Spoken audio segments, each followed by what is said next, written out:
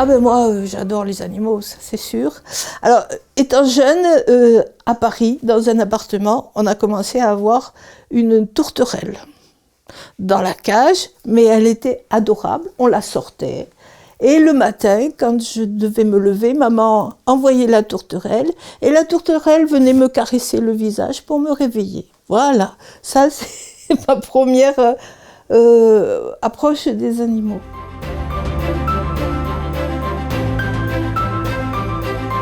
Il y a Maddy de la Giraudière qui elle, a mis des animaux dans toutes ses peintures. Elle avait des chats, donc elle a peint des chats. Après, il y a Léonore Fini, qui, elle, a fait des chats de toutes sortes et un peu particuliers. Ensuite, il y a Fujita, qui adore les chats, et les chats viennent à côté de lui et peignent avec lui. Elles sont à côté. Voilà. Je crois que bon, les chats, avec les poètes, les peintres, c'est quelque chose de très, très près, de très, comment dire, fusionnel.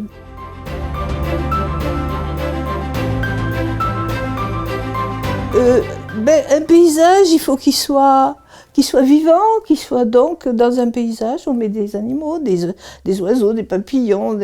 Enfin, moi je trouve que c'est la vie, ça. Hein, les animaux, c'est la vie. On est entouré d'ailleurs de chats, bon, ils sont chez eux, ils sont maîtres dans la maison, ils font ce qu'ils veulent.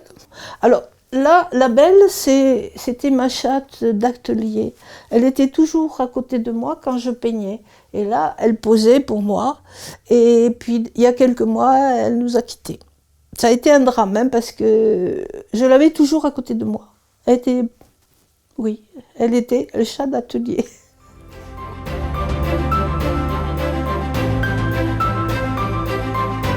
Oui, je pense que c'est une compagnie quand on peint, parce qu'on est seul quand on peint, on est vraiment isolé du monde. Hein. On est vraiment dans un cocon. Et un chat ou un chien à côté, ben, je trouve que c'est reposant, c'est très... Oui, c'est reposant. On a besoin de silence, mais une compagnie quand même. Voilà.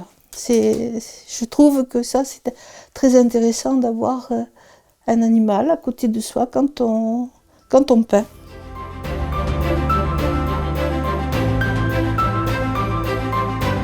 Bon, j'aime beaucoup les chouettes aussi. Et c'est curieux parce que quand on allait à Balaguer,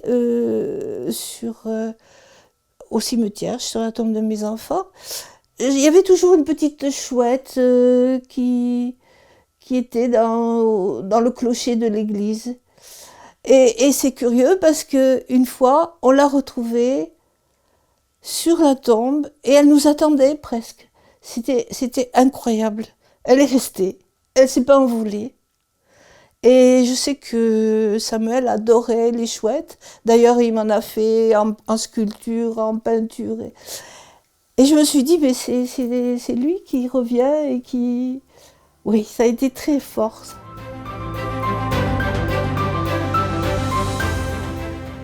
Le chat. Et totem, ça serait plutôt la chouette. Parce que j'ai beaucoup de chouettes dans mes tableaux aussi.